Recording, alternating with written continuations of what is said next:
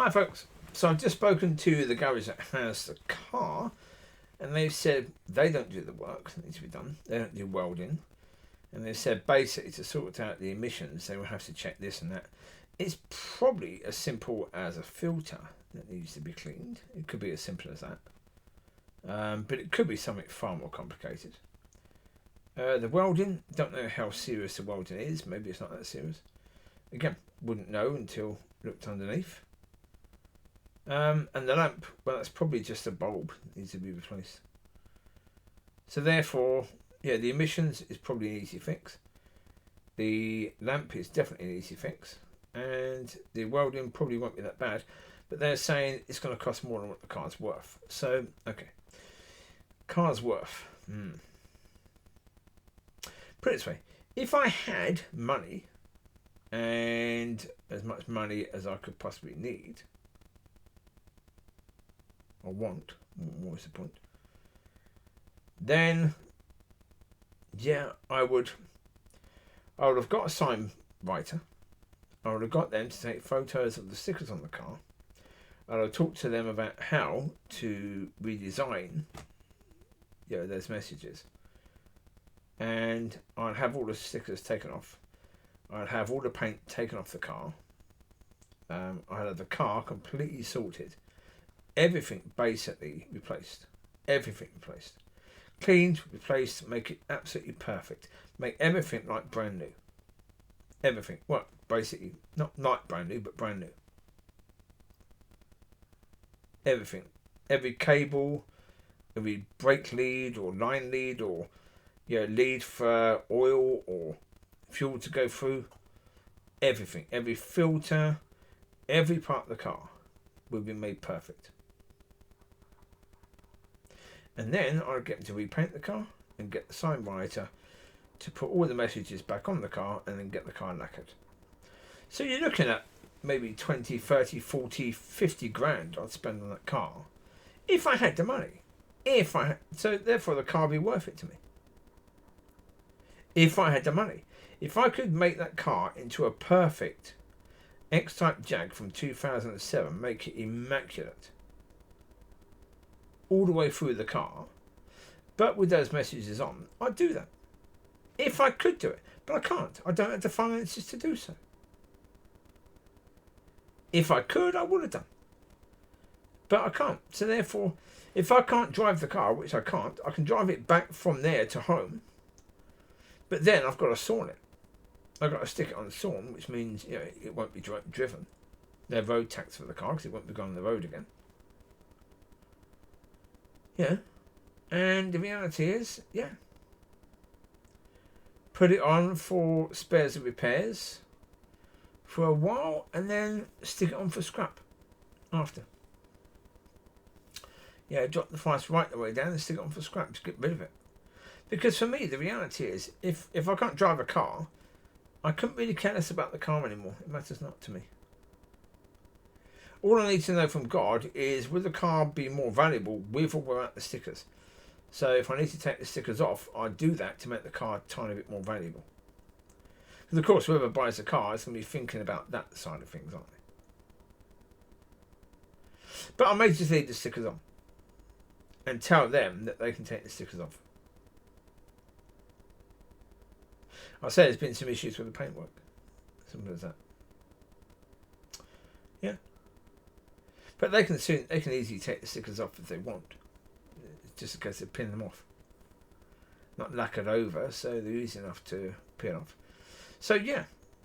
And so therefore, stick it on as spares and repairs, and then if that doesn't work after probably just a week, I'm going to stick it on as scrapping. Stick it on Gumtree and on Facebook Marketplace. Well, because, as I say, we try and make sense of it. But the reality is, you can't. Too early to make sense of it. Well, in 10 days' time, I'm in the situation that God said to me, nearly 11 weeks ago.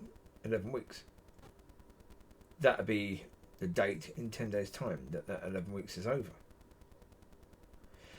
So, exactly what God wants from that. Because again, if it's about me moving to the place that God has promised me, the place that God said I won't need to take anything because everything I need to be there, everything I need, and not taking anything means don't take the car.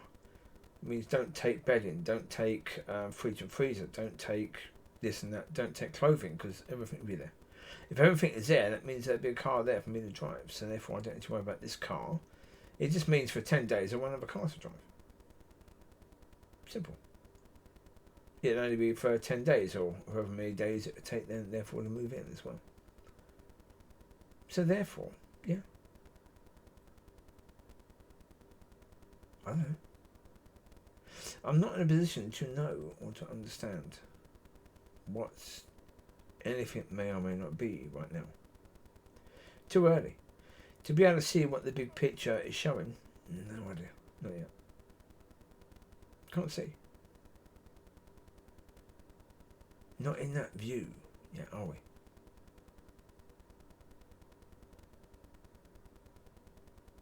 No. The point of it is, until God is ready to show what the big picture shows, you can't see it. You just have to trust in what he sees rather than what you see. What I see is, for at least the next 10 days, likely, I won't have a car. I won't be able to get to the places that I've been getting to. Because I won't have a car. Well, there you go. Here's what it is. Yeah. That's it. Now, that could be the most that is shown, or that could be the least that's shown. That maybe there's so much more that I just can't see right now. Maybe there's nothing more. Maybe that's it. Well, the reality is we will find out. Yes. And so, yeah. It's annoying. Well, as I say, once you get used to driving, it's annoying. And getting a car, a 2007 car with so little miles, 84,000 miles, about 84,800 miles. Yeah, you're thinking, okay, this car should last for a long time. The last MOT, which was only just a few weeks before I got the car, it went through with no issues at all. So you're not expecting there to be a lot of issues with it, are you? Really? Your engine, you're not being used that much. Being kept in an area away from the seaside, you're not expecting corrosion.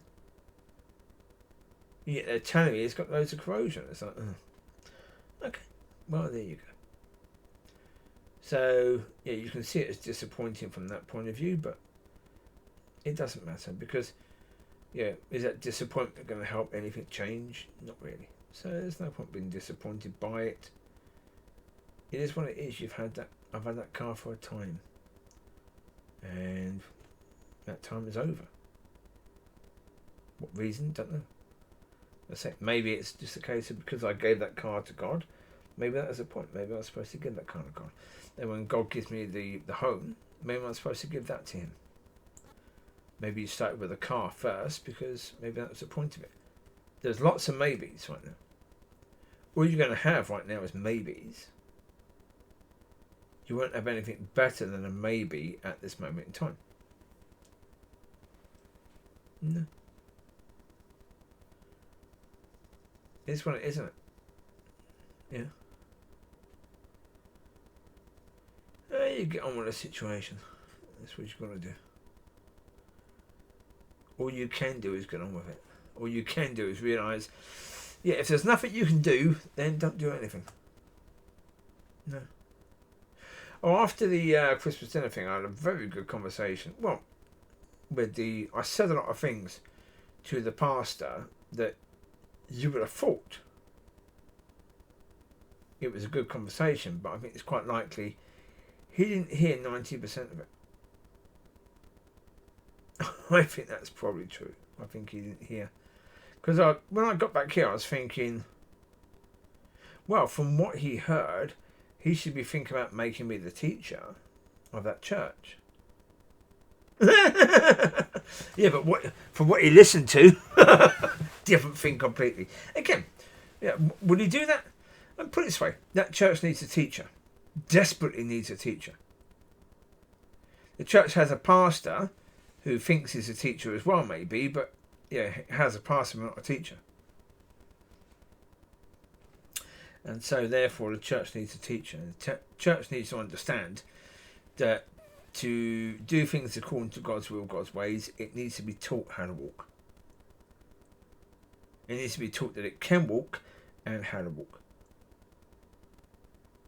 Because the problem is, too many people in church have no idea that you can walk or how to walk. So therefore, that needs to be the first thing. And speak to people from a way that they can understand. But again, that's just from being you. Don't try to be anything special. Don't try to be this wonderful, brilliant speaker. Don't try to be funny. Don't try to be clever. You know, just speak wherever God gives you to speak. And learn to do better in that way. Learn to stop when God stops. But apart from that, yeah. Ideally speaking, learn to give only what God gives. So if God gives you 3 lines, give 3 lines, nothing more. Don't give your interpretation of it. Obviously, initially speaking, and I would be doing this, I'll be hearing those 3 lines and what God has been talking to me about those things. So I would share the 3 lines and what God has been talking to me about with regards to that. But the reality is, what God has been talking to me about in those issues, maybe that was just for me. Maybe that was personal, and maybe what he said to me won't help anyone else. Maybe the words that those people need is completely different than what he said to me. So therefore, again, learn not to do that in the future, because what people need, you have to listen to God, because God knows exactly what those people in front of you need. And yeah, you're not speaking to you. But yeah. Certainly as a speaker, understand a number of things. One being those people in front of you, they're looking to you for leadership. But those people in front of you, most if not all of them, in their minds they're still that little child they always were. And so recognise that big words and big phrases, they're not going to work. Keep it real with people. Keep it real about where you are and where they are. That's going to work. So there you go. You take care. God bless. I'll speak to you soon. Be a blessing, be blessed, and enjoy. Let's see what God has planned, and let's see what his big picture shows. Because right now, the view doesn't look good. But there you go. So it is what it is. You take care. God bless. I'll speak to you soon. Bye bye.